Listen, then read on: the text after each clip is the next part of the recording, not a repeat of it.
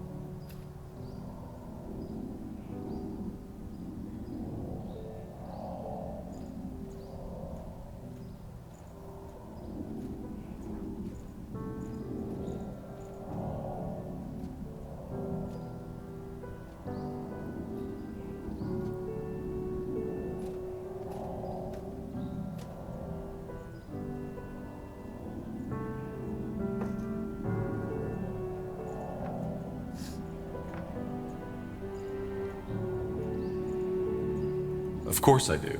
Huh. To be honest, I don't understand how you can do it. You have that look about you, and it's driving me nuts. What do you mean by that? I've observed you on the way back from Barca-Gor. The way you move, the way you talk. I get why other people follow your lead. I really do. You simply have some kind of strange charisma. It's not visible at first glance, but it's there. You give people hope. I guess that's what it boils down to. You attract outsiders, and you get them to march under your banner. How is that a bad thing? It's a bad thing because you're too careless. All these people, did it ever occur to you that they're outsiders for a reason? The treacherous orc, the renegade elf, the exiled dwarf? Still, you trust them. Even if you put your stern face on, I can see that you do. And it's why people follow you. But trust doesn't protect from betrayal. But let's stop this right here, okay? I'm sure you have things to do, and so do I. If Huh? you exist. So, have we gotten past that I don't trust you thing? I want to know more about you. Well, there isn't that much to know about me, Tahar. I'm a demonologist from Kalea, and I've been on the road for a couple of years now. That's it. Wait, you're Kalayan? Yeah, and I know I don't have the accent, but that was a lot of training. What made you come to Northander? Long story, and I don't want to talk about it. Anything else, Tahar? If not, let me get back to my grimoire. Can you tell me more about Kalea? What's it like there?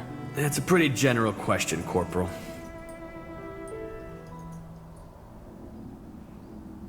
What are Kalayans like, compared to Nortandians? Huh. Good question. I don't spend that much time socializing, so I don't know if I can give you the answer to that. But all in all, Kalayans are a lot less stiff than you Nort folks. Kalayans like to sing, to dance, and to fuck. They do it a lot, sometimes at the same time. They admire philosophy and magic, and being good in either of those makes you the equivalent of a famous bard here in Greyfell. On the other hand, the people are two-faced. That's a lot better here in Northander. You have your little intrigues, but you generally say what you mean, which Kalayans see as almost primitive.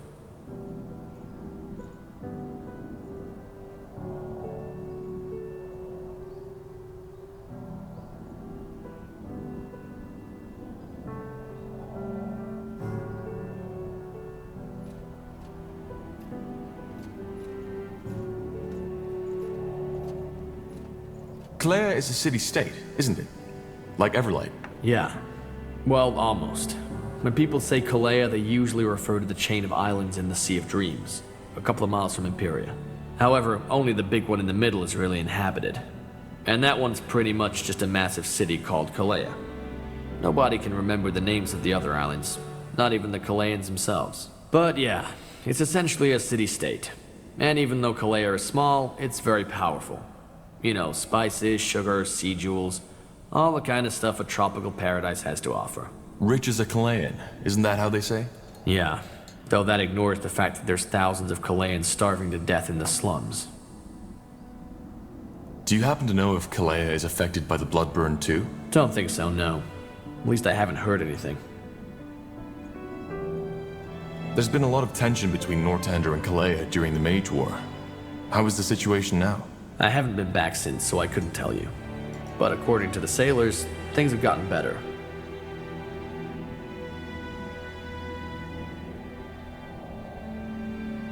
Never mind. I'll be going.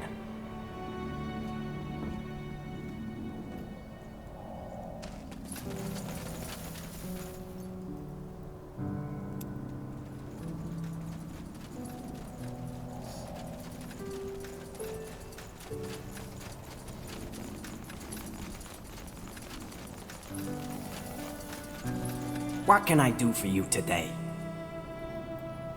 Let me see what you have in stock. I had hoped as much. What do you need? Armors and shields. Everything from copper daggers to moon silver swords.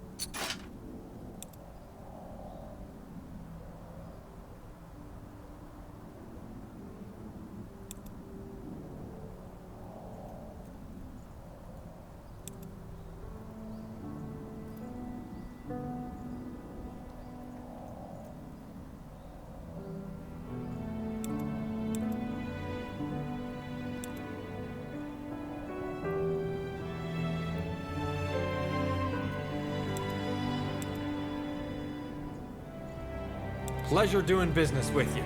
Come again. I'm getting new wares by the next moon's turn. Ah, Corporal. I've found some new treasures. You might want to take a look at them. Looking for potions and scrolls? I'm sure I have just what you need.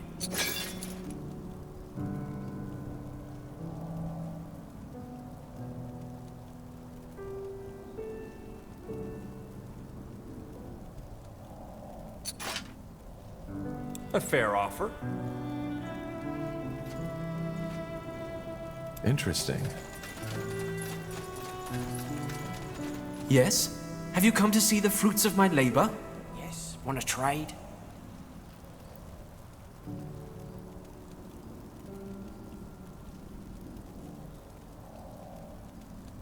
A fair offer.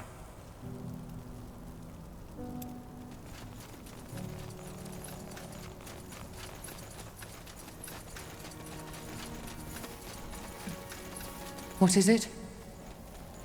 I would like to train the elves. Well, if you have the coin, I might be able to help. Let's see.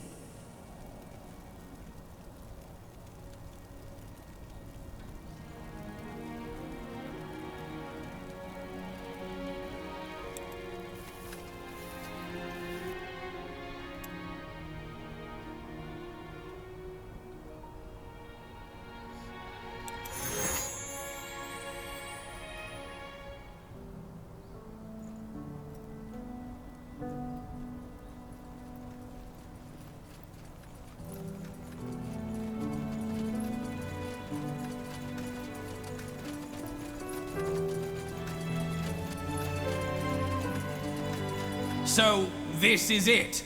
Your fabled fortress? You don't sound... It'll do. All I need is a good forge. My ingenious mind will do the rest. Though these orcish smiths you've employed so far certainly don't deserve their title. What do you mean? Because they are amateurs, and that's putting it lightly. Just give me some coin for material and send them my way. Then I can teach them what a true orcish axe or armor should look like.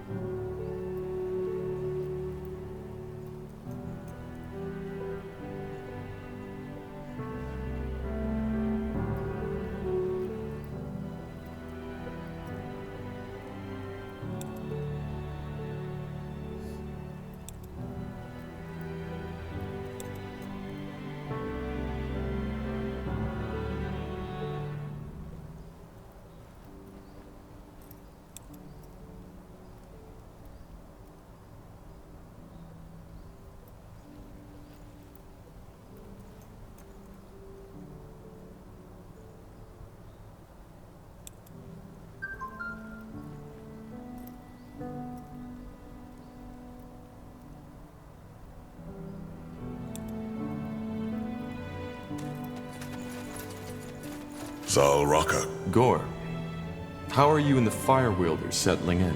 All right, I guess. Though there've been some quarrels between my warriors and these mercenaries. But don't worry, I took care of it. And that Rowan promised to do the same. Nonetheless, Tahar, I have to say it. I don't like this place. Not at all. Why not? I guess it's the people who once lived here. The Shapers. They were corrupted. And I can feel that corruption even now. Corrupted? Yeah. Their customs, their culture. They were completely detached from the order of nature. How so? Do you even need to ask? Just look around. Ghost warriors, strange machines, strange buildings. Especially this place, this Nexus. They thought they were above everything, even the gods. And they meddled with things they didn't understand. It's disgusting. Well, they're dead now.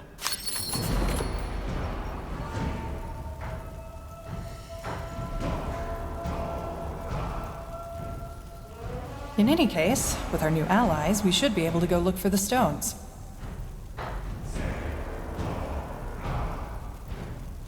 What's next? Fine.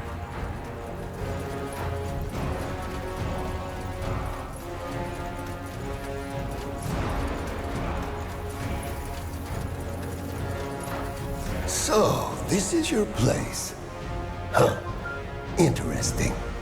I like the architecture. It has grace. You like it? Yes, imagine an orc who isn't all about pikes and spikes. Either way, let me know if you need my knowledge. Will do. Thanks, Kier. Yes, come closer. I'm sure I have just what you need.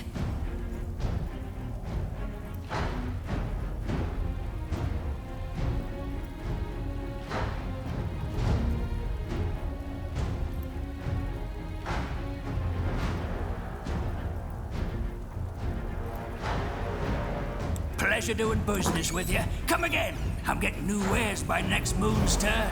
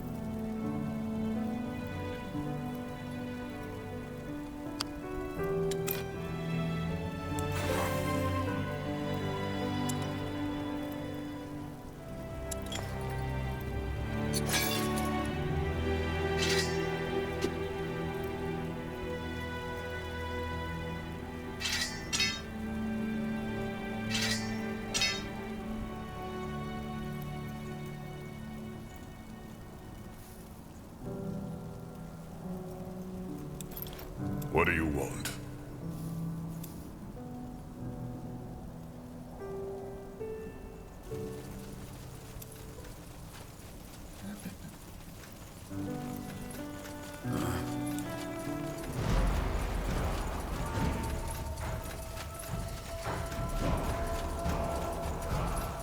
There you are again. Gore's new friend. I truly hope he knows what he's doing. Orcs following the orders of a pale skin. That hasn't happened before. But, to be fair, you've given me little reason to distrust you. You did great in that battle against Krell. Thank you. So you're the commander of the Fire Wielders? Chieftain. And I serve Gore, our High Chieftain, who follows your advice. In other words, I'm the third down the list.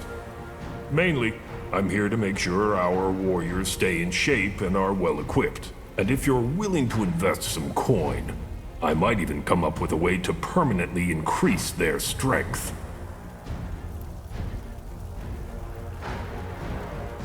There was something I wanted to ask about what happened in Barker Gore.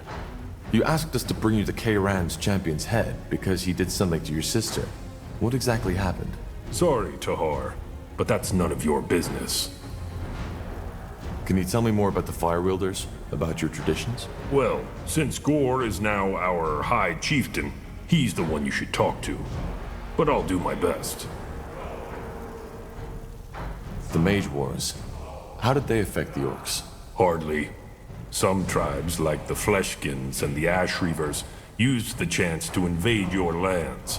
As you've noticed in that Iskander village, Farland's Hope. Apart from that, we just stood out of it. Though, of course, we had our own sack of problems to deal with, such as idiots like Krell. How did the Bloodburn affect the Orcs? It still does. For some reason, not as often as in human lands. But nonetheless, and when it hit, it did so with full force. There were 2 outbreaks among the Fire Wielders, and every time, the affected died within a couple of days.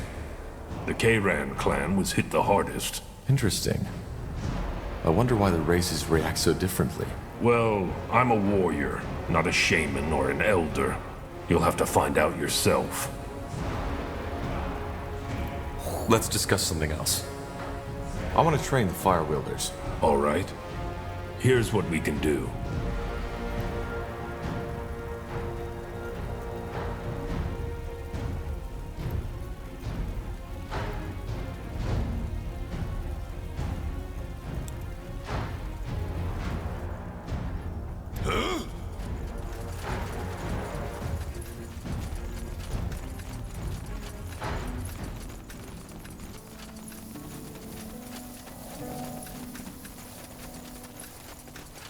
Tahar, what is it?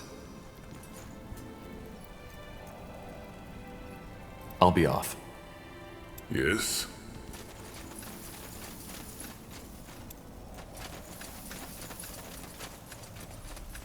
Yes, Corporal? How can I help? Huh. Interesting. Unbelievable. All this. Must be quite a change of scenery. Yes, you could say that. All my life I dreamed of stepping through the portal, and now I did. And it's beautiful. Everything is so vast. Oh well. It will take some getting used to, that's for certain. There's something else I wanted to discuss with you. I brought some things from the island that could come in handy on your travels. Weapons, trinkets, all sorts of things I found in the Hibernian ruins over the years. Most of them haven't been used for millennia, but for a little gold, I could get them back into shape. Just let me know if you want to take a look. I will. Thank you. Best wares from Kalea to Northampton.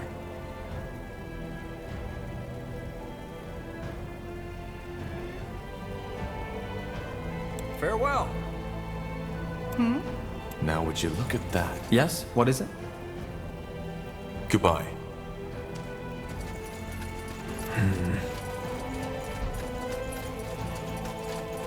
Tahar, may I help you with something? Goodbye.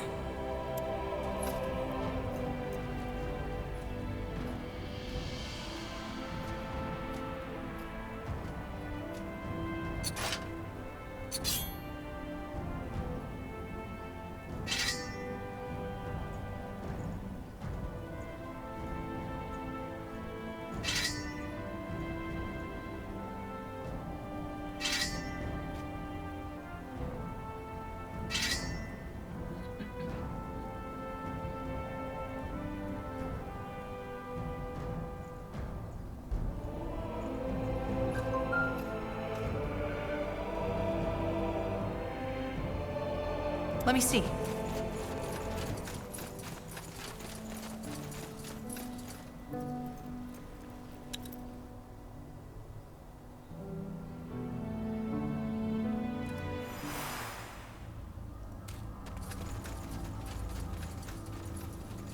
I'll take a look.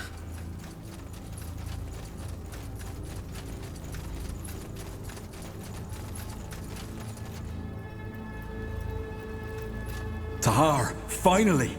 Do you have the stone? I do. What now? How do we connect it to the Nexus? Well, I've done a little research on that.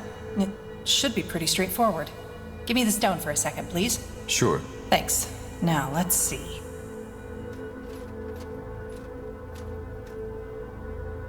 Whoa!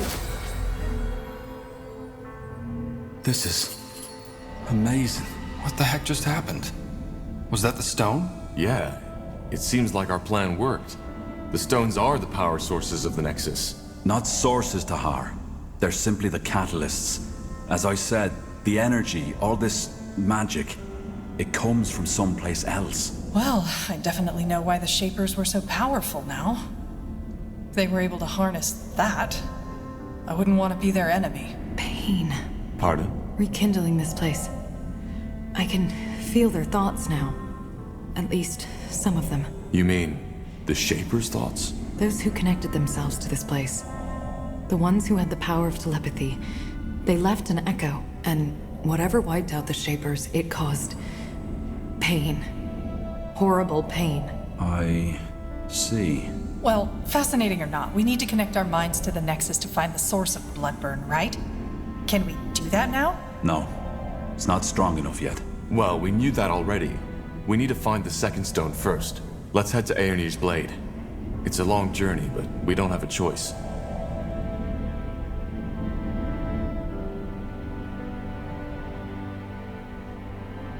If your life depends on it.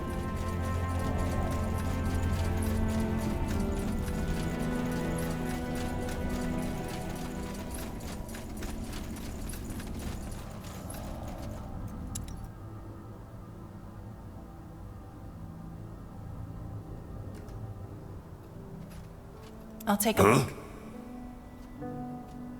Back in Bar Gagor, you told me that you think the Orc should strive to be more. What do you mean by that? Do you consider your culture to be, well, inferior? Inferior? No, not at all. On the contrary, I'm glad to be a fire wielder, and not a human or an elf. Why? Because not so unlike the Shapers, your culture is bigoted, strange. You like to tell yourselves you're more than the animals you slaughter for food.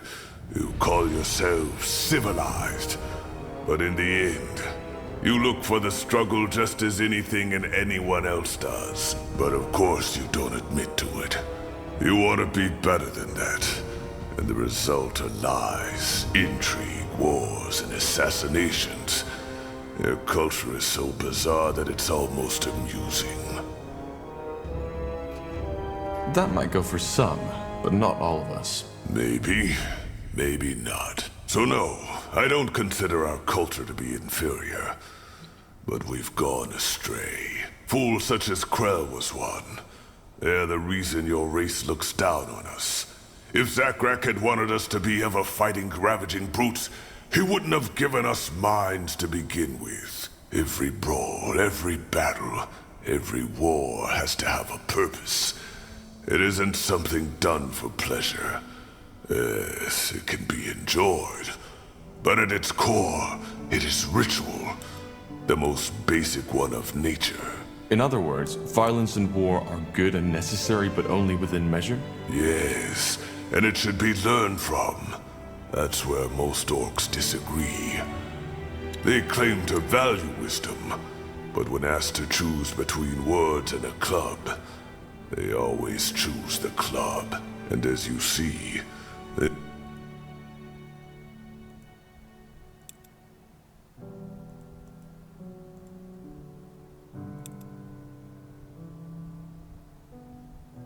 this is why our culture has stagnated.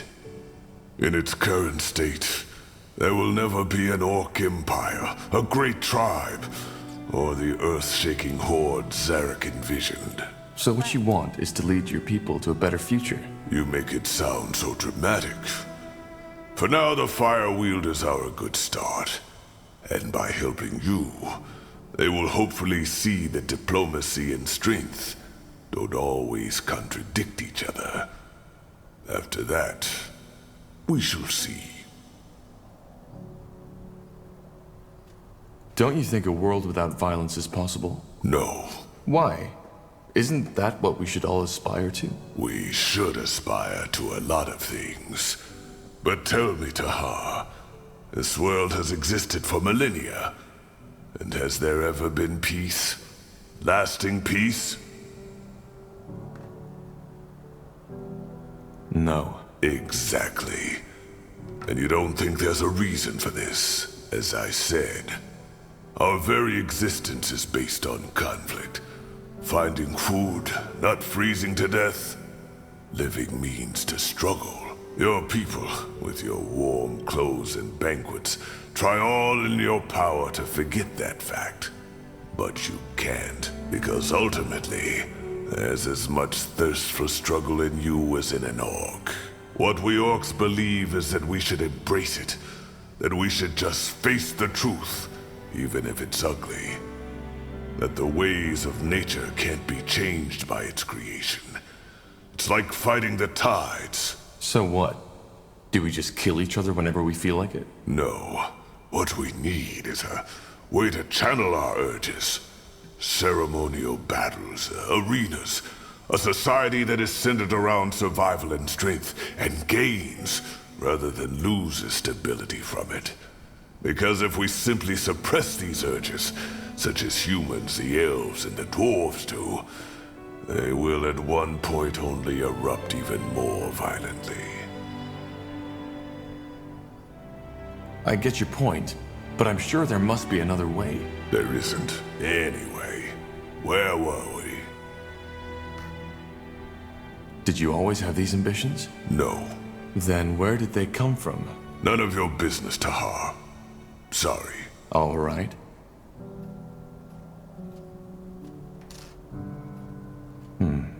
Well, thanks for explaining. Sure.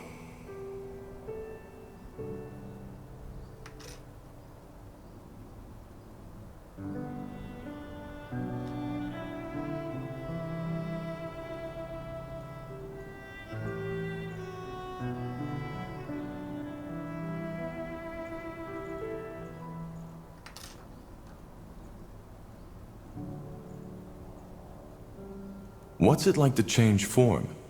I've been wondering about that since I met you. I can imagine. It's exhilarating and strange at the same time. If it taught me one thing, then it's how foolish it is to put the mind above every other aspect of the body. Many people do that, especially scholars or mages. What do you mean? Because the shape of our flesh is so much more than just a shell. It defines us. When I take on the form of a wolf, for example, this wolf isn't just me with fangs and paws. It's a different version of myself. A different version? Yes. You can understand if you haven't been there. But I guess you could say that when I'm taking on a creature's form, a part of my mind gets infused with that creature's essence, the thirst for the hunt, thinking as part of a pack, just to name the most obvious aspects. They meld with my mind. When I was young and first started shifting, the creature always dominated. It was like a feverish dream, and I had almost no control over my actions. With time, it got better. Did you ever completely lose control when you were in another form? In the beginning, yes. But the Elder always made sure I was in a controlled environment when I did my first transformations. How do you learn a new form? That's complicated. First you have to understand that creature, observe it, live with it if possible.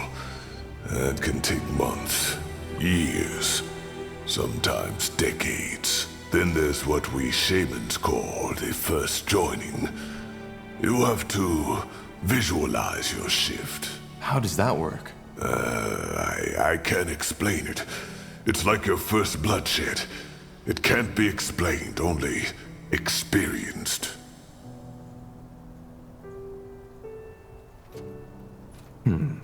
So in theory, could you transform into anything? Even, say, a wyvern? A dragon? In theory, yes. In practice, there's no known shapeshifter who has ever done that. Save for old orcish legends, maybe. Why not? First off, there aren't many dragons around to study. And even if there were, you aren't likely to survive it. Secondly, transforming into something that enormous, it can be lethal. Our minds, our essence just isn't fit to govern such a massive body. Only some years ago, there was talk of an Ash Reaver shifter who had attempted to morph into a troll. He succeeded, but his heart, the troll's heart, stopped before he could take a single step. So you see why most shifters aren't that eager to experiment.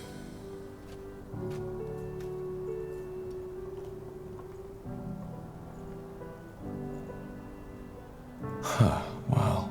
That's definitely interesting. Thanks for taking the time to explain. Sure. How did you become a shapeshifter? I was chosen. And how does that work? Complicated. Are you sure you want to hear the whole story?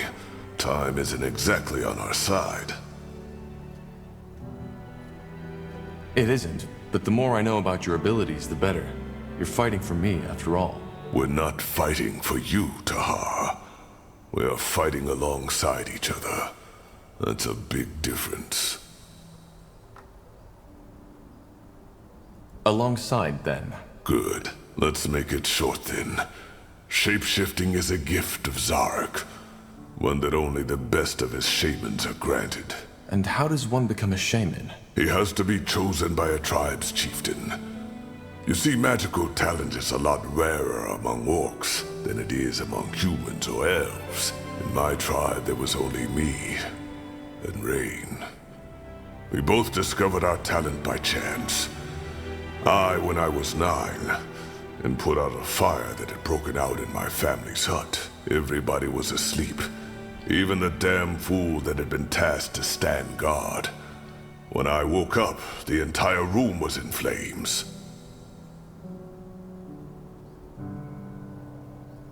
So it was your magic that woke you? No, I needed to take a piss. Makes sense.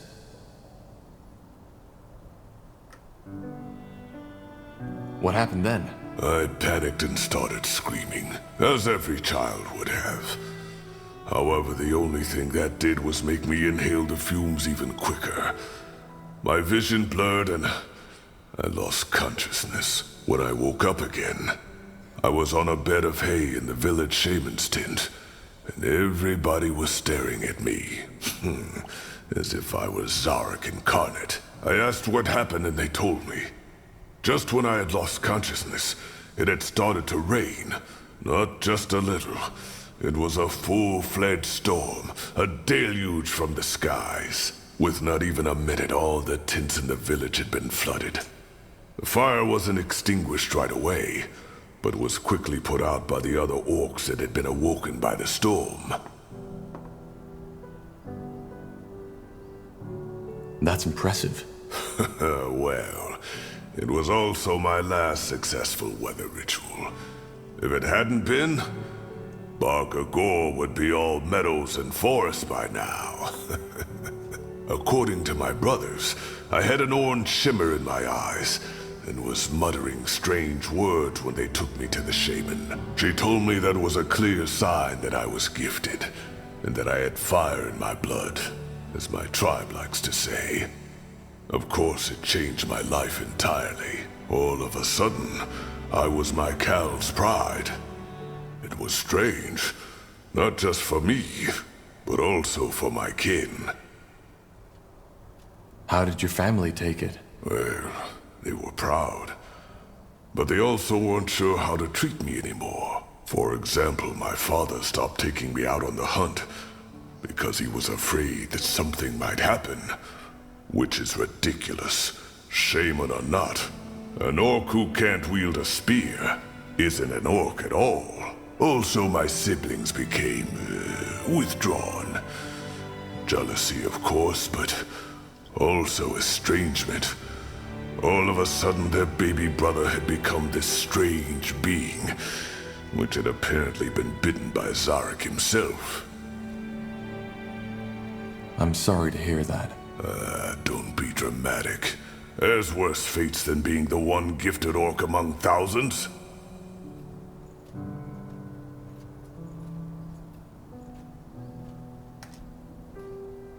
Who trained you? The healer? Yes, but only about her craft. Primitive ghost callings, alchemy, medicine. I learned my magic from an elder who lived in a tiny shack a 15-mile march from our village. I woke up every day before dawn, walked for 2 hours, served him, and received my lessons. Then returned to my Cal shortly before midnight. It was hard, yes, but it was insightful. Those long walks in the darkness, the solitude at the foot of the mountain where his shack was, they shaped me. Interesting. And who is this Rain you mentioned earlier? Did I? Well, that's complicated. I don't want to talk about it. All right.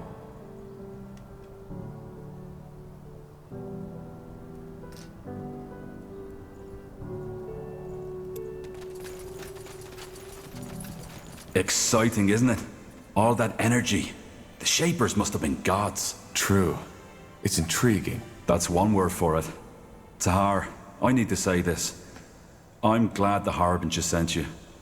You've made a dream of mine come true. More than one, to be honest. But anyway, we still need that second stone. Is there something you wish to discuss? Yeah, do you need something? I'm a tad busy. I'd still like to know more about how you ended up in Nortender. Bugger and blast. Here I was hoping you'd forgotten. All right, I'll tell you.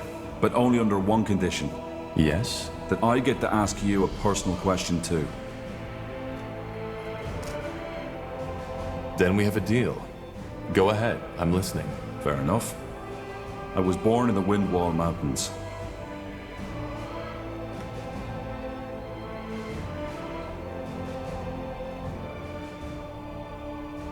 Sorry, still sorting out my thoughts. It's been a long time since I last told this story to anyone. Alright, one more time. As you can imagine, I was born in Windwall, a child of the rocks. Come again? A true dwarf, as some would say. Born in the buried city, not on the outside as the traders and farmers are. My family was quite privileged. Not nobility, but my mother and father led a big smeltery which supplied one of the finest smithies. Moonsilver weaponry. Ever heard of it? I think so. The commanders of the Royal Army use them. Figures. Well, my childhood was a rather unremarkable one. I had 2 brothers and a sister, and even though I was the oldest child, I was always the most quiet one. I learned quickly how to wield an axe, and I still know how to do it, but I never took pleasure in it. The same goes for my parents' craft. For some reason, Nihalf had given me a talent for metallurgy, but not the desire to use it. Instead, my biggest love was always made with ink. Books. But I assume your parents didn't approve of that. Oh no, they didn't mind. I had 3 siblings who could do the job as well as I, so the future of our family was secured. On the contrary, they were quite accepting, which wasn't usual amongst dwarves, especially not those in Windwall. Dwarves are traditionalists, aren't they? Oh yeah, they are. They love their brawls, they love their ale, and they love their metal crafting. And they never miss a chance to tell the outside world just how much they do. Well, to be honest, when I think of dwarven culture, that's exactly what comes to my mind. See? And that's the problem. There's always diversity in every race. There are soft-hearted orcs, there are elves who don't give a damn about the white tree, and there are humans with... well, you get the point. What I'm trying to say is, many dwarves love living these traditions, but there are some like me who just don't fit in. This is one of the reasons why I appreciate you and this group so much, Tahar. Aenir's tools or not, we're all pariahs, in one way or another.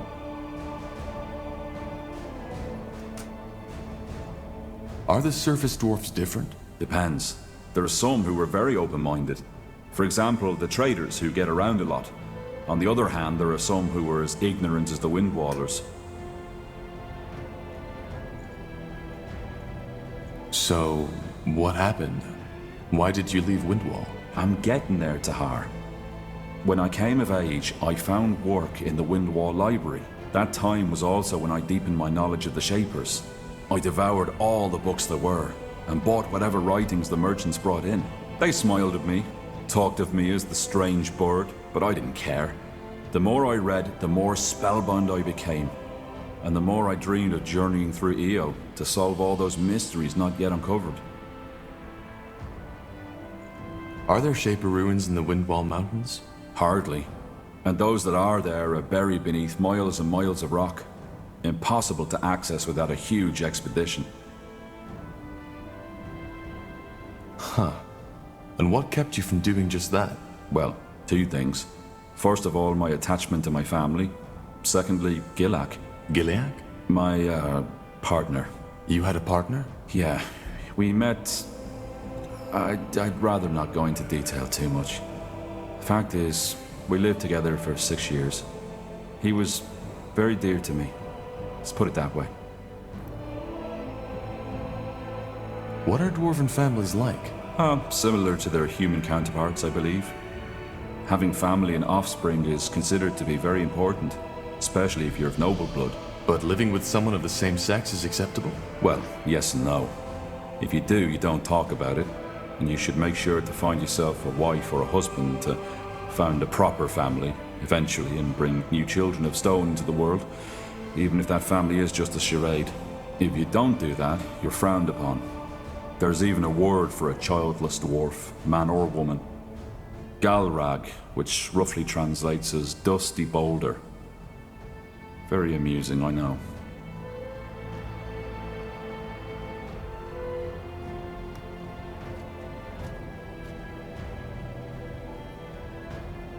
They do have a point, though. For an empire to endure, there needs to be children. I agree. But I doubt a few people with different desires living a different kind of life pose a threat. There'll always be men who like women and women who like men, and a couple of people whose tastes are different don't change the fact. And once again, the Shapers were different in that regard. As long as you stay within the boundaries of your caste, you can do as you pleased. I understand.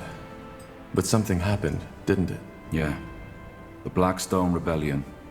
Ever heard of it? Yes, a coup, wasn't it? Yeah. An attempt to overthrow the royal house. It was bound to fail from the beginning. The rebels were anti-traditionalist and wanted to establish a new order, where it's the people who have the power, not the nobility. Gilak was one of these rebels. Oh. Yeah. At first, before the coup, they tried to raise awareness by giving underground speeches. A noble endeavor, but not at all thought through. Most dwarves just don't care about politics as long as they can have their mugs of ale. First, he didn't ask me to participate, but the more sour things went, the more he started pushing me. At one point, we had a fight, when he asked me to steal money from my family to support the movement. It was terrible. Finally, push came to shove, and he told me of the coup. He knew that despite my occupation, I was a remarkable fighter and Earthshaper, which is why he asked me to fight alongside him.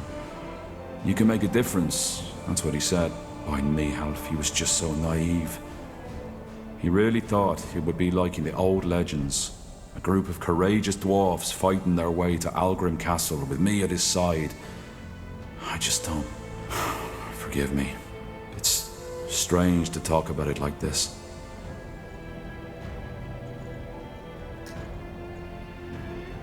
It's okay.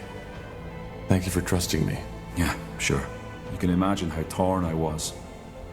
I knew he'd die if the coup took place, but I also knew that I couldn't stop him. When I told him he was mad, he called me a coward, a delusional bookworm, who'd rather spend his whole life dreaming about the past and changing the present. And then he left. The next day, I found him beheaded by a royal guard. They didn't even make it to the castle stairs.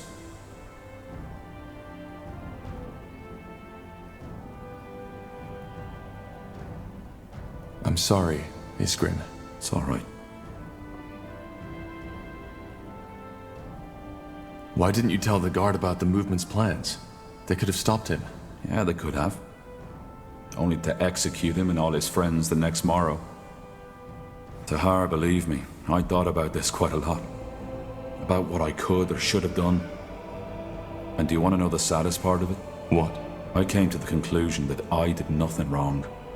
He had his mind set, and nothing I could have said would have changed what had been about to happen. In the end, there's only so much you can do. What happened then? I ran. Not only because I'd rather have died than return to that empty house of ours, but also because they would have arrested me too. Our relationship wasn't a secret, and in their eyes, I was as eccentric as Gilak and his friends. And we all know how dangerous eccentrics are, don't we? I left my family a letter, telling them not to come after me, bought a horse, and rode as far as it would take me before collapsing. That was 9 years ago. I haven't returned ever since. What about your family? Did you ever hear from them again? Not directly. Every now and then, I return to a big city to find a dwarf who can tell me about Windwall. But the thought of returning, I don't know. I know it's cruel toward them, but I just don't think I could ever bear setting foot in those cursed stone halls again. I see. And since then, you've been studying the Shapers? Yeah. If there really is, as people say, a silver lining to everything, then this would be it. I'm finally doing what I was too afraid to do back in Windwall. I'm living my dream. Though the price I paid for it was high. And you know what, Tahar? What? There's a third reason to my fascination with the Shapers I haven't told you about yet. It's Gilak. Stupid as it may sound, there's a part of me who wants to prove him wrong. To show him that the past has value, that it can guide us towards a better world. I see. Well, thank you for sharing this, Iskrim. I appreciate it. Yeah. It felt good to talk about it. I didn't expect that. But you're not off the hook yet. The question, remember? Right. Shoot. Your past is even more unusual than mine. Growing up with a man like Isamu Tahar as your father? Without a mother? And then the whole thing with the Mage Rebellion? I know you've been through a lot. Now, I was wondering, if you could trade that past you've had for a different one, would you do it?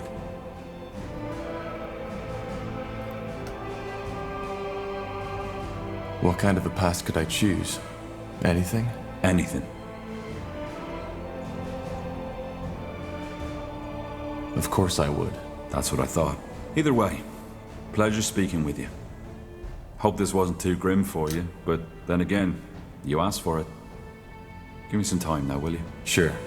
Take care, Iskrin.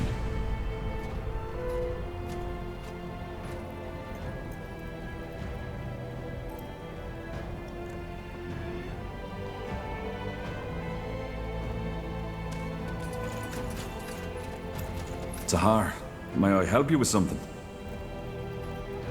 Goodbye.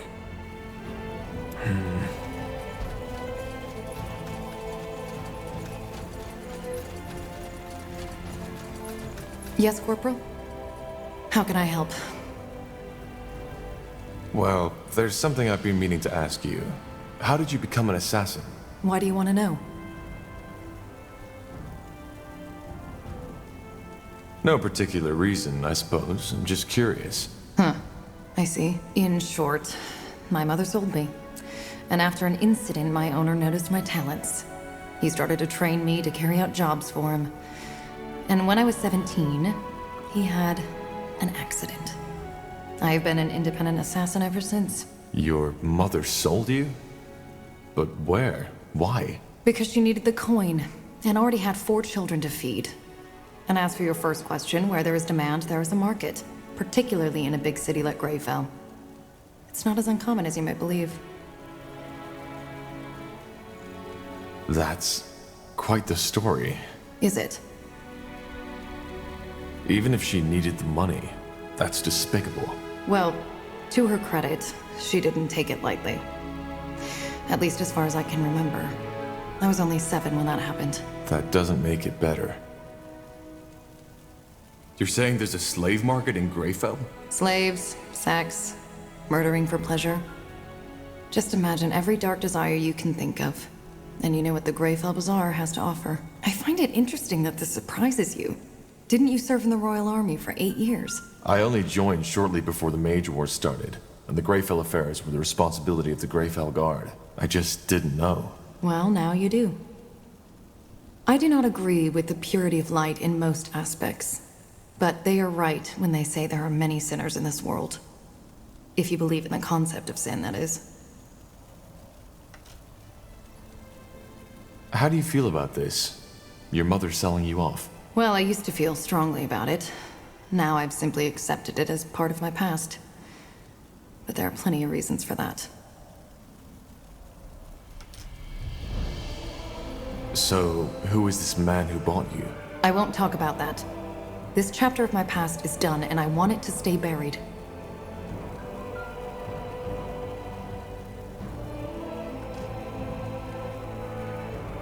I understand. I'm glad you do. So, tell me, Pariah, how did you become the Betrayer's child in the first place? It's rare for a child to defy their own father.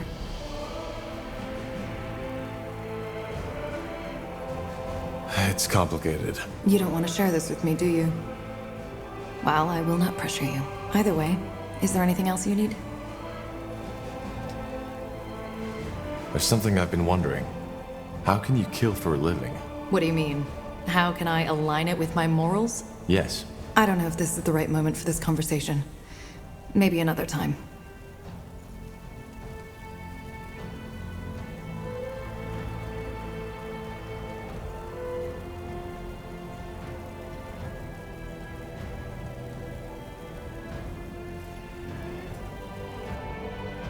Let's see.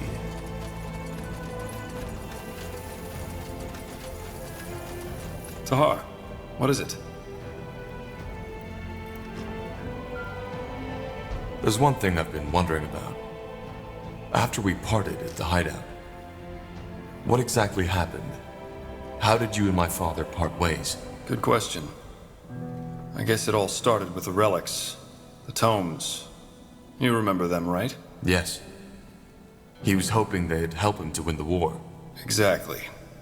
And there was this one moment when he found the 5th tome, when I came to a realization. You see, there were all those bodies, enemies, but also many of our people. We had shed so much blood, Tahar. But Asamo, he didn't care. If there was any grief in his eyes, I couldn't see it. And as dramatic as it may sound, that's when I finally understood that we had lost our cause. This wasn't about ideals, about us mages anymore. It was about him. Whatever his intentions had become. And that's the reason Zane, Helena, and I betrayed him. Come on, do you really want to tell us you didn't see that before? The tomes were all about power. I knew it was about power.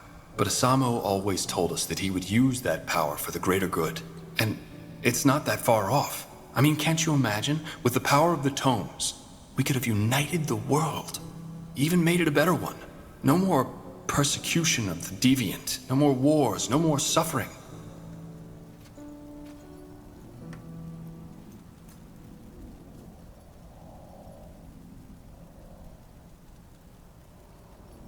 Maybe. But my father certainly wasn't the one who should lead it. Maybe not.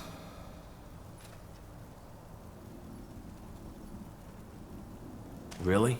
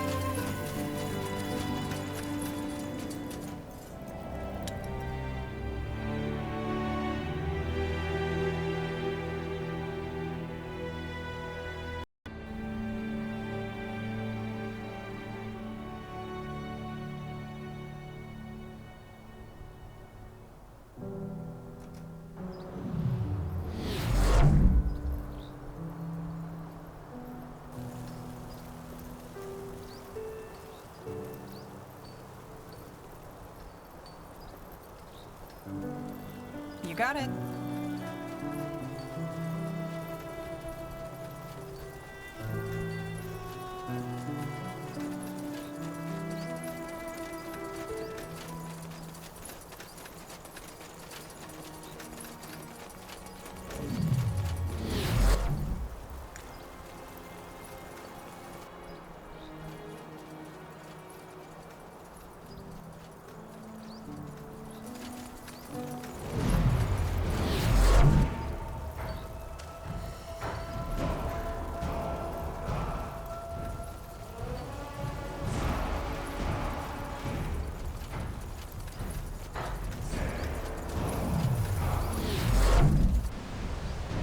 Sure.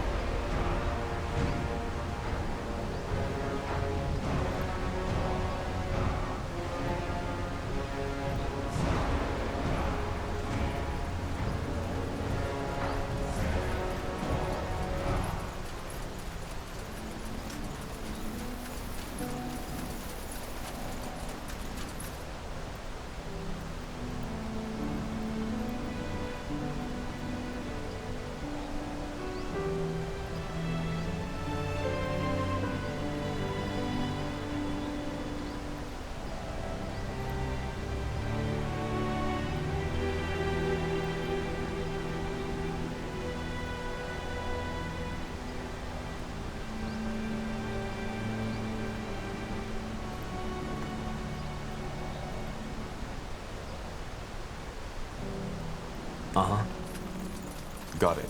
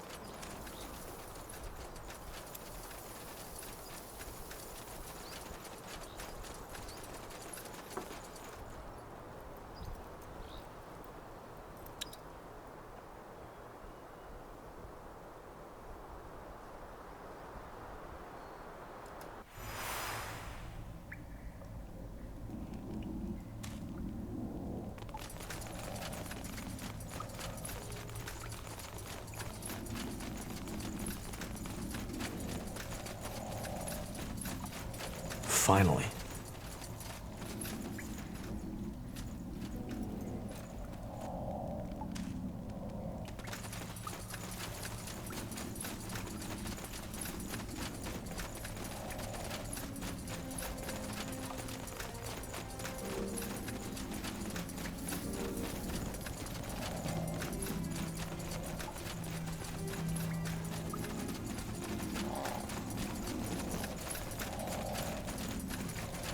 Who is this?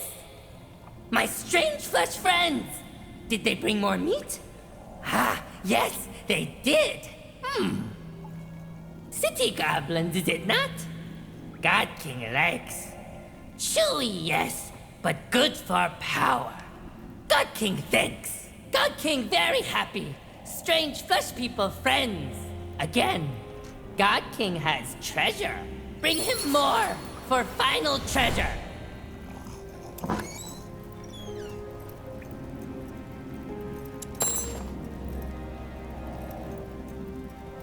Fine. Who is this? My strange flesh friends. Did they bring more meat?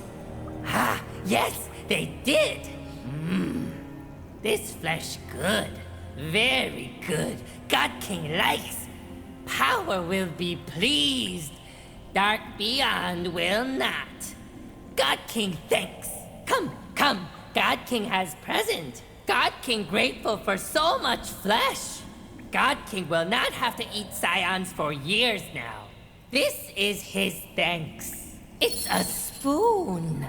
Found long time ago in depths of caves. God King used it to cook flesh. Helps the power. You will have it. Now go. God King has no more treasures, but still needs meat.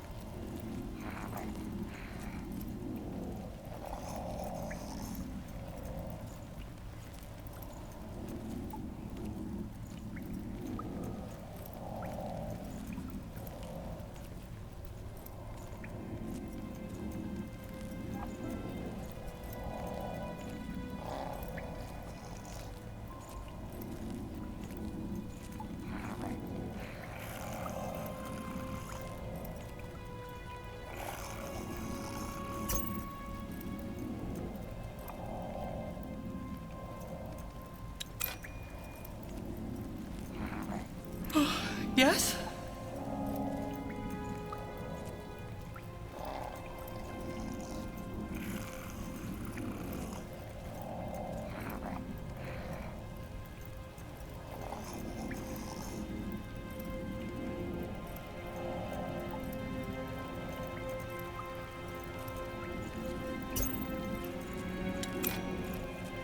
Yes?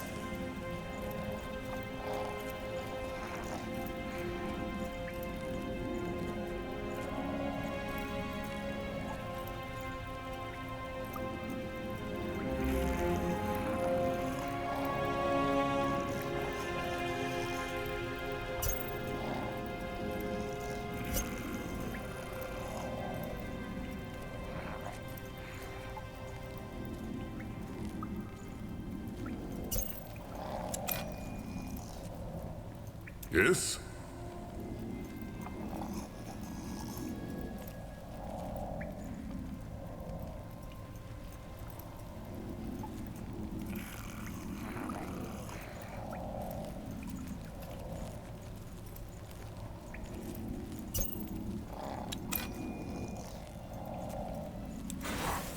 Yes?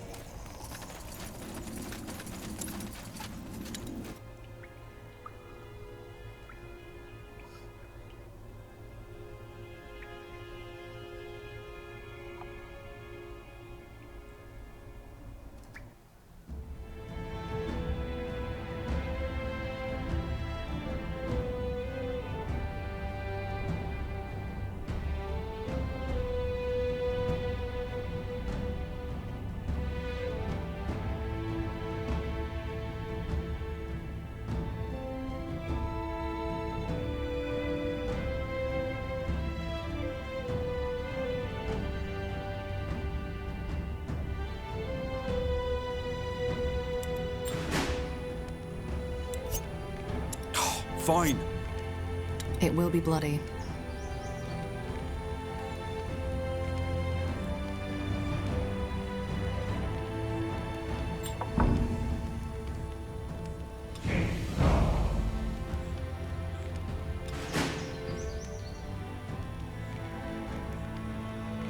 The Field Dark. What may sound like a myth or horror story to many is hard for the 200 Iron Falcons of the canyon named Aeonir's Blade. According to legend, the guardian gods fought back the Field Dark, ancient mythical demons, and sealed them in a tomb. Ever since that day, the Field Dark have tried to break free, raising hordes of the undead from the sand to do their bidding. And it is only the Iron Falcons who stand between them and their return to the world.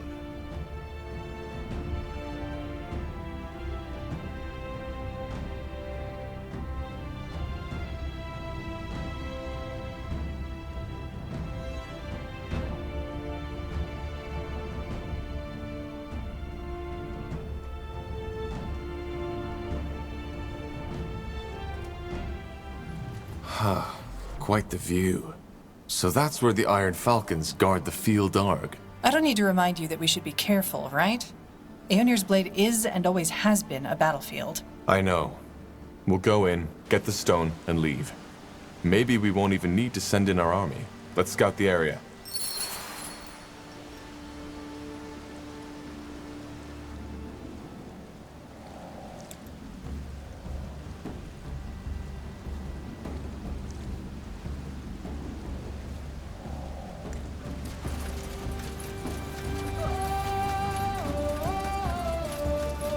Wait. You're right. They... Whoa. What is it? I think I just saw something. A part of the canyon. Of course. These bones, they once belonged to the flesh of a seer. His thoughts still surround them. A seer? Someone with the gift of true sight. Maybe even one of the Falcons. They must have used his abilities for tactical purposes in their battle against the undead. Try again, Tahar. Touch the bones and think of something. A part of this canyon. Sure. Blazes. It works. I can see the canyon.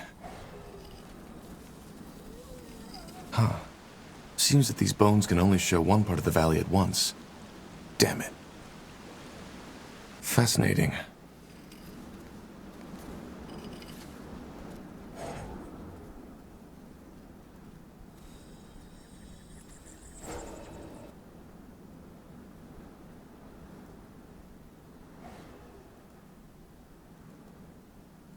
Aha. Either way, this might be useful against the undead.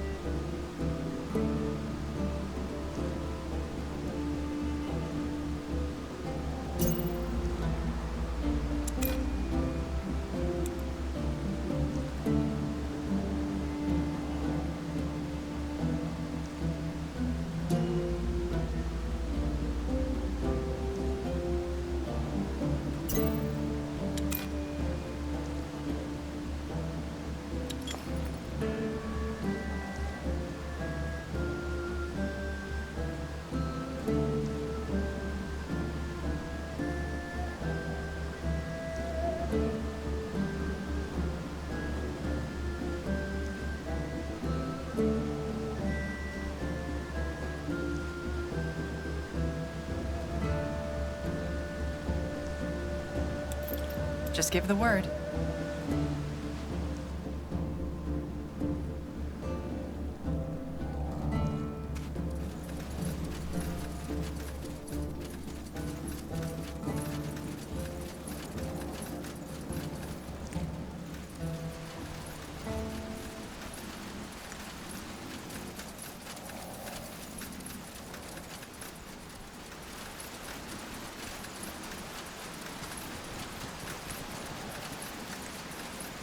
Mm-hmm.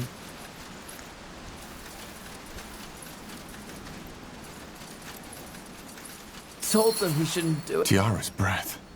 Who are you? Who did this to you? What? I said, who are you? No. No, Mother. It was him. Why don't you believe me? It was him! It's too late for him.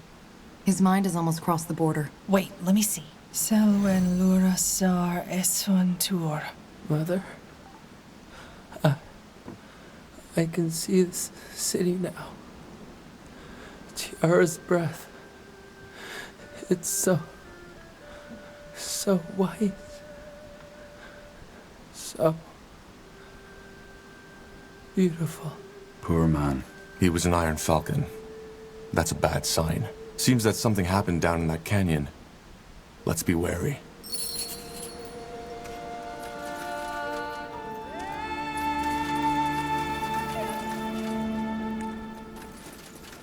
That way?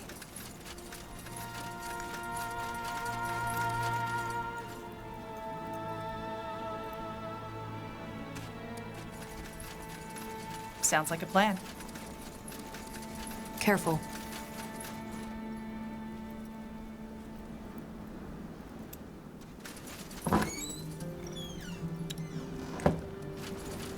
That way?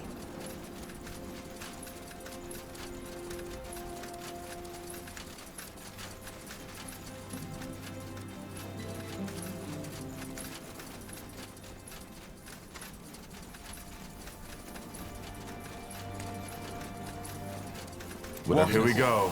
Undead. Another bad sign. The Falcons are supposed to defend the entrance to the valley.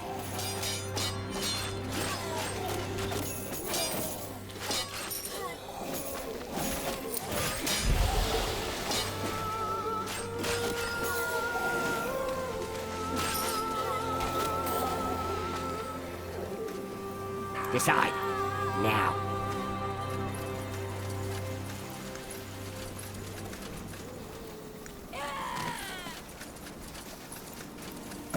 All right, why not?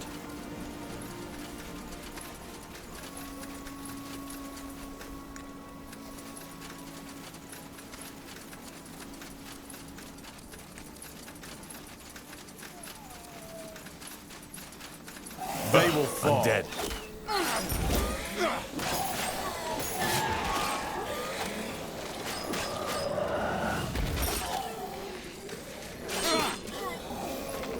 Order.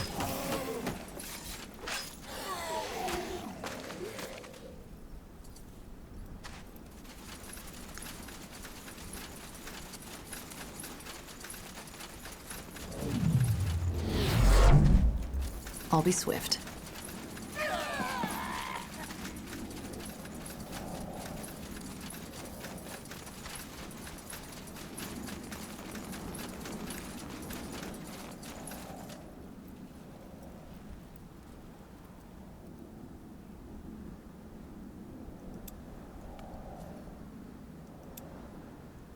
Of course.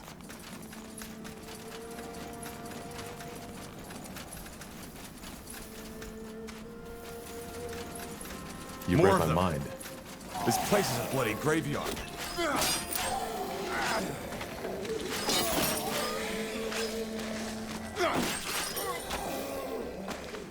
Interesting. Huh?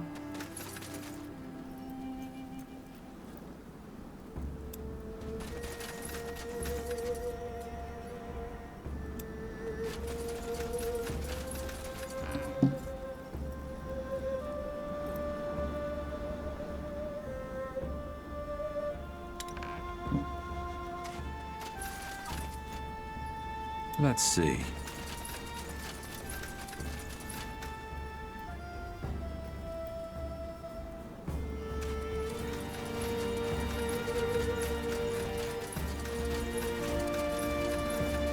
They won't stand a chance. Take them down.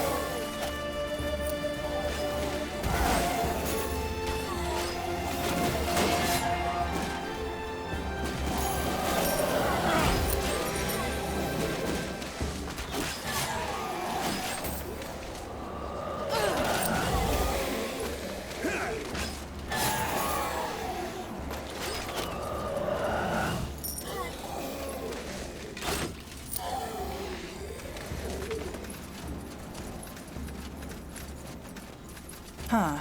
Interesting.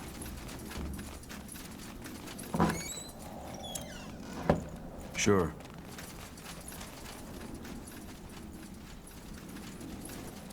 Understood.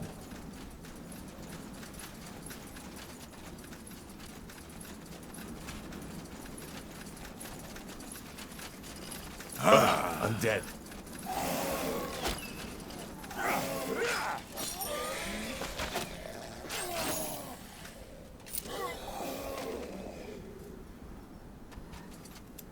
I'll do what's required. Prepare yourselves.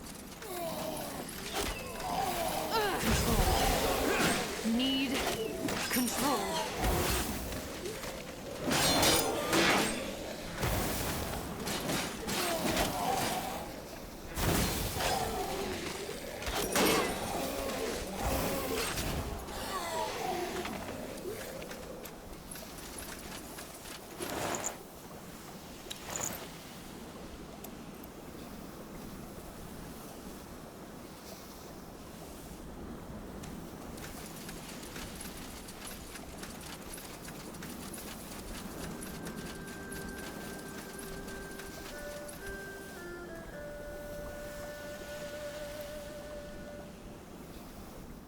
Danger up Walking ahead. corpses. Take them down.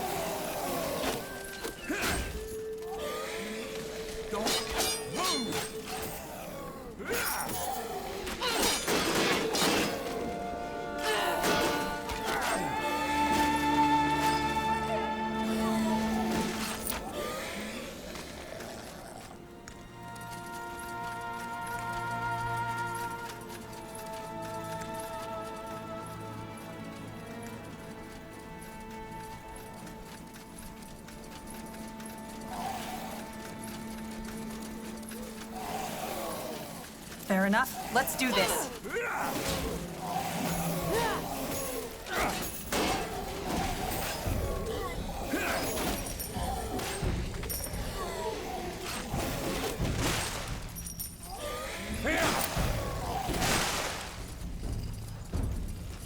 Ah!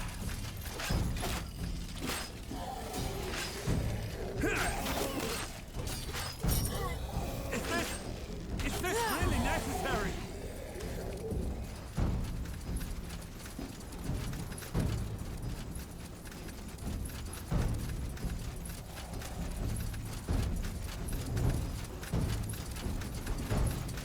You got it.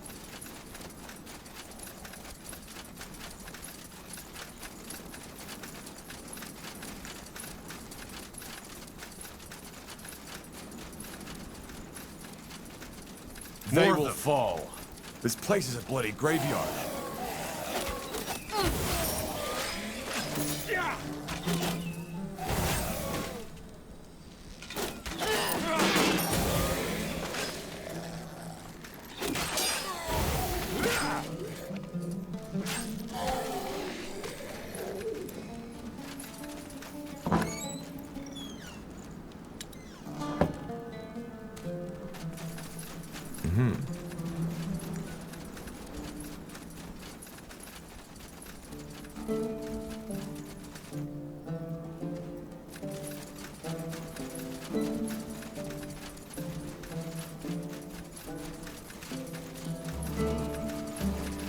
All right, the Falcons are definitely in trouble.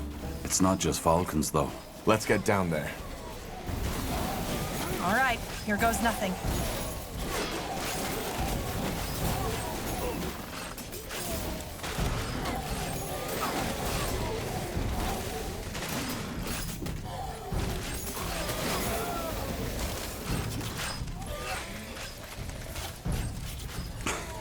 Blasted armor.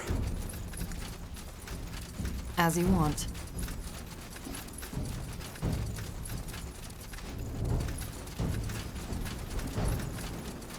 Huh. Intriguing. Another death man? Look, friend, why can't you stick to our agreement for just an hour? Deathmen? What do you mean? What is this? Are you... Now, would you look at that? The fabled Falcons have called for reinforcements. They look a bit old, though. I always thought Lady Aranor likes her recruits young and ripe for plucking. High Keeper Aranor. And a hint of respect would be in order, Sir Catras. Yeah, I know. You folk would kill for your formalities and traditions, even if it means sacrificing your own troops to a group of undead. I think you're confusing something. We're not reinforcements. Oh. Then who are you? It's complicated. To put it shortly, we're looking for a relic that we believe to be hidden here in the desert. Neatalf's helmet? No. Shaper Energy Stone. Hard to explain. Energy Stone? Well, I hate to shatter your treasure hunting fantasies, but whatever it is you're looking for, you're going to have a hard time finding it. The Iron Falcons lost the fortress, and thus the tomb. Oh, that's bad. You make it sound as if we forgot to lock the door. Tell me, stranger, have you ever heard of the Bloodburn? I have. What about it? Well, most people think that it only affects the living. That's wrong. The Bloodburn has an effect on the dead, too. At least here. It wakes them. Is it possible that the undead also killed a scout of yours? We found one on the mountain pass. Tiar's breath. That must have been Henry. We sent him to ask for reinforcements. May the Guardians have mercy on his soul. We did all we could. I'm sorry. No need to be. He gave his life to protect Io, as we Falcons all will one day. Ashes to ashes, dust to dust. The Bloodburn wakes the undead? How? I don't know how. I only know what it does. Whenever a mage hears that cursed song, the undead rise. And it frenzies them, almost like somebody is speaking inside their heads. Just like I thought. Telepathy. It must be able to stimulate the remnants of their minds, even though they've died long ago. I beg your pardon? Doesn't matter. And these undead overran your fortress? 8 days ago, yes. We were forced to retreat, and now they're continuously pushing us back. We're losing soldiers every day. It's a nightmare. That's bad.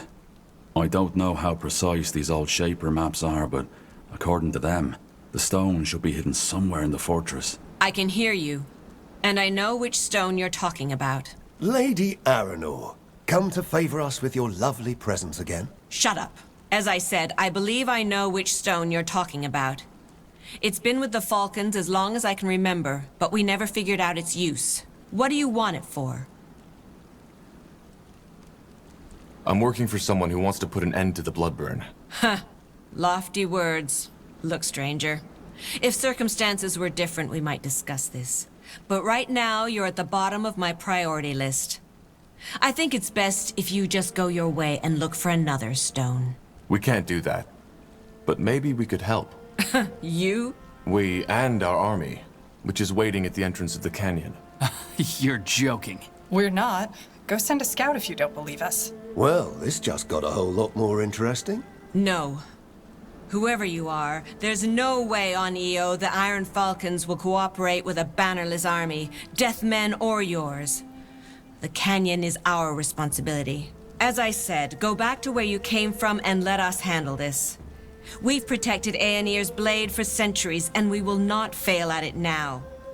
Hold the line, Kiroy. Oof, look at those legs. Like pillars. If only she had half as much wits as she had muscle, this whole dilemma would have been resolved by now. Come to my camp if you want to talk.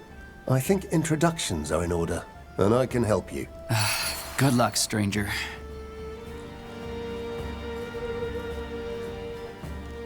Let us Thanks for coming back. Sorry the Keeper treated you so harshly. The thing is, we really could use your help. Any help, that is. Our sisters and brothers are still in the fortress, and I'm afraid they won't make it much longer.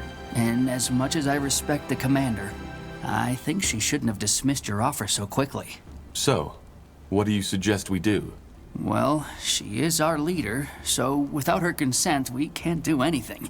But you could try to gain her trust. There has been so much death in your ranks.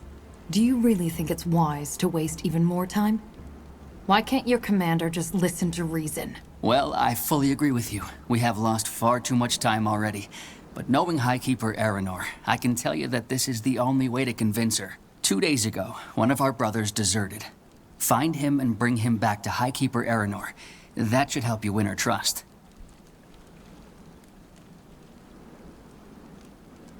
Katris said the Deathmen could help me, too. That man says a lot when the day is long. I hope you're not seriously considering working with these cutthroats. You said that the Bloodburn woke them? It still does. Every second night or so, our mages hear that forsaken song, and more undead rise from the ground.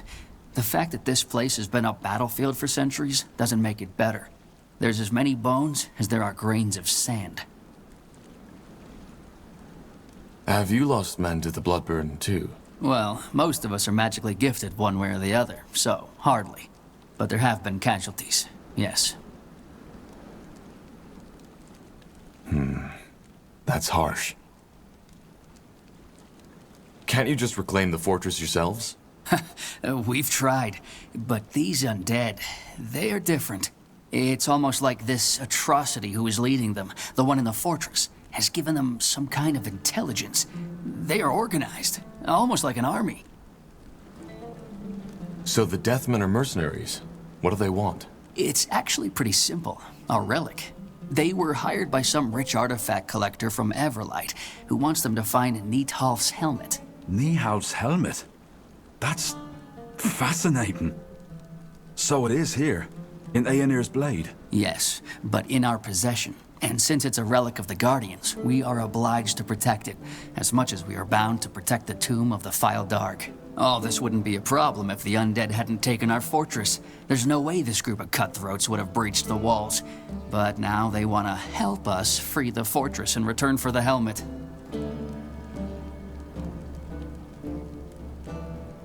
That's a brazen move. I agree.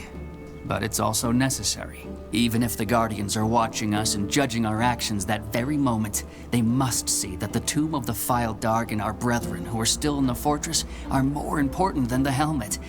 But sadly, that is not how High Keeper Aranor sees it. So, it's complicated. The Deathmen refuse to help as long as the Keeper doesn't swear to hand over the artifact in return. I'll think about it. Well, don't think too long. Every minute we waste might cost us dearly. We should think this through, Tahar. I'm sure we can only get on the good side of one of them. Deathmen or Falcons.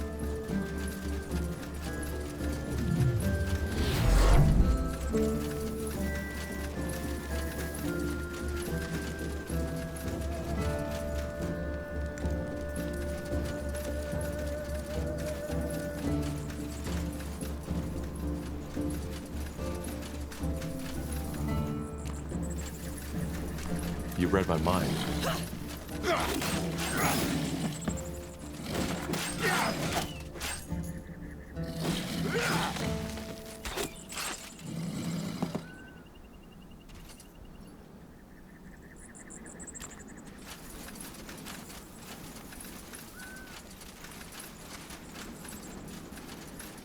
Sure.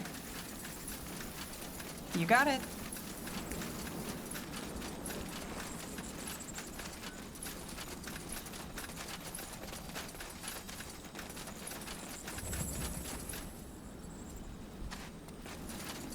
This way, right?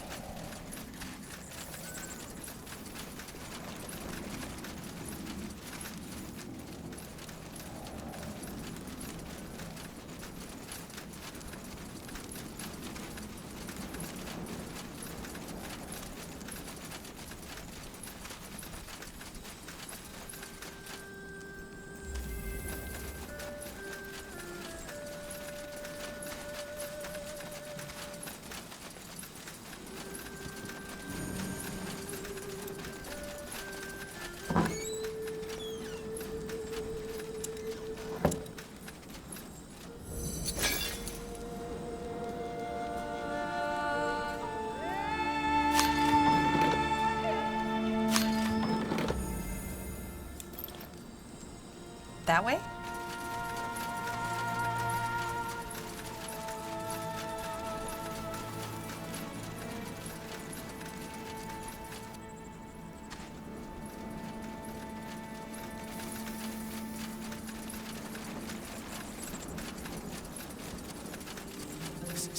Stay away! I'm not going back! Stay away! I'm not going back! I take it you're the deserter. Deserter? I'm the only one with a hint of reason. Did she send you? Highkeeper Aranor? What do you mean by a hint of reason? Isn't it obvious? That whole thing, it's ridiculous. Our brethren are still inside the fortress. Blaze is even Aranor's disciple is. But she just refuses to cooperate with the Deathmen. And why? Because she's too proud. She hides it behind the Falcon Way and our traditions. But that's nonsense. Yeah, sure, the Falcons are a purely human order. But that doesn't mean you can't accept help from a dark elf if the fate of Io depends on it, does it? Instead, she's planning this idiotic foray which will be the sure end of us all. She's planning an attack. You didn't know? Yes, tomorrow at night. It's pure madness, and I'm not throwing my life away like this. I'd rather die in the desert. But you're gonna take me back, aren't you? To the Falcons. If I bring you back, will the High Keeper kill you? I don't know. I'm a deserter, so it is her good right to do so, but maybe she will settle for a month in the dungeon. Still, just don't make me go back there, please.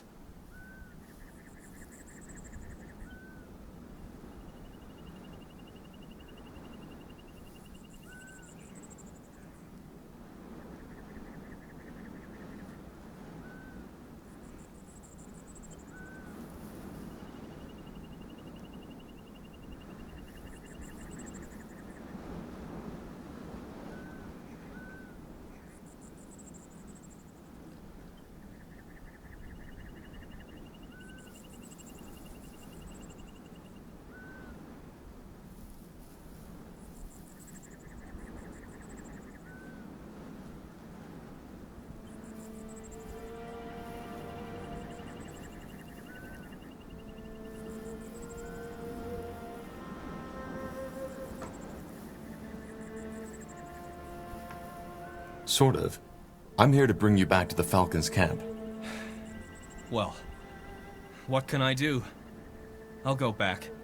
You don't look like the kind of person to argue with. But if I die, it's on you. Don't lay off the blame. You made a choice, and now you have to face the consequences. Now move.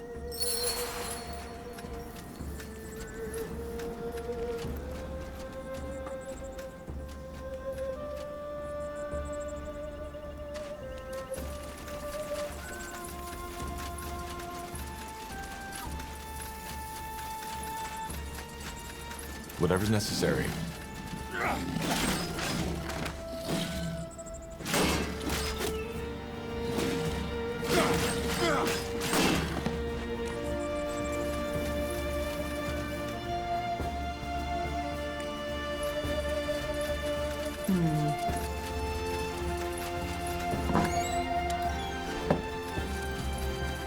Will do.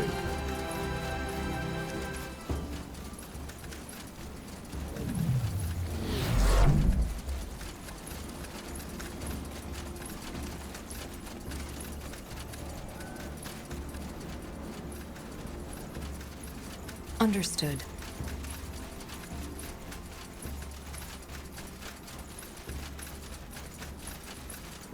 I'll be swift. I'll take a look.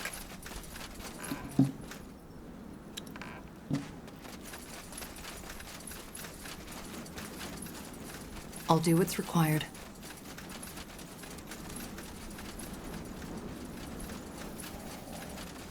Sounds like a plan.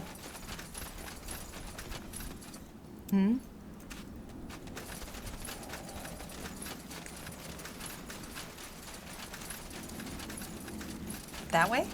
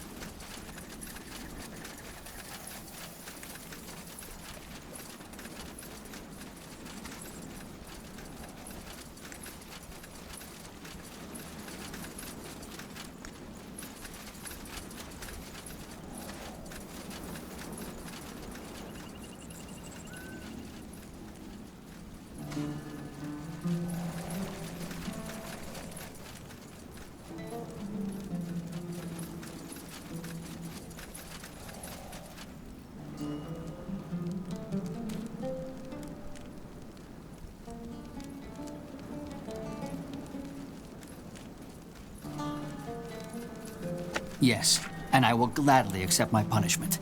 But please, High Keeper, at least consider the offer. We'll see. Now get back to your post, Kiroy. The undead aren't waiting for you. High Keeper.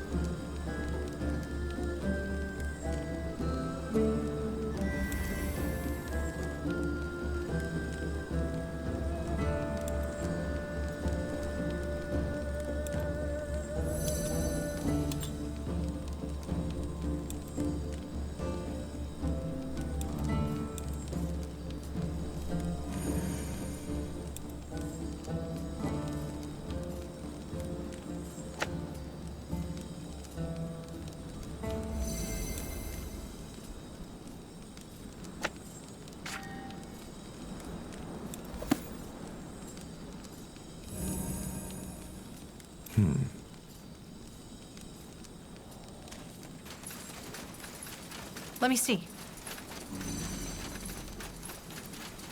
Highkeeper Aranor, I know what you did. You brought back Scion Marek. Kiroy told me all about his little plan. So? Will you let us help or not? Fine. Yes, I will. Bring in that army of yours and we'll see if we can deal with the undead together. Talk to Kiroy, my second in command. He'll show you where you can set up an outpost. Wait, that boy is your second in command? He's older than he looks and one of the most capable keepers. So yes, he is my second in command. Fair enough. I'll talk to him. Good.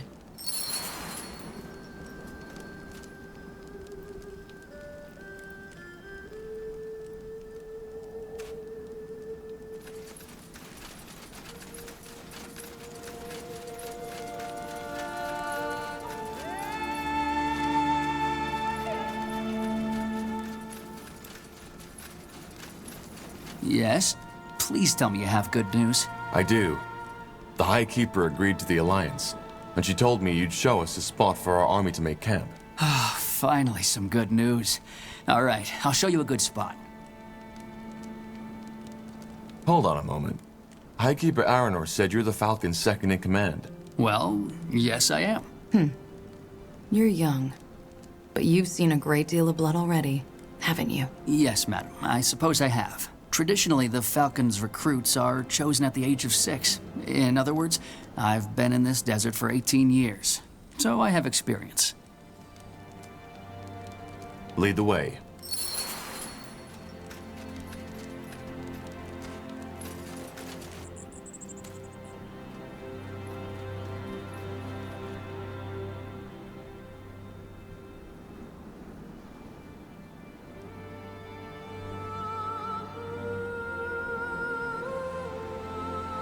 Set up and your army has arrived, we'll discuss further steps. As you want.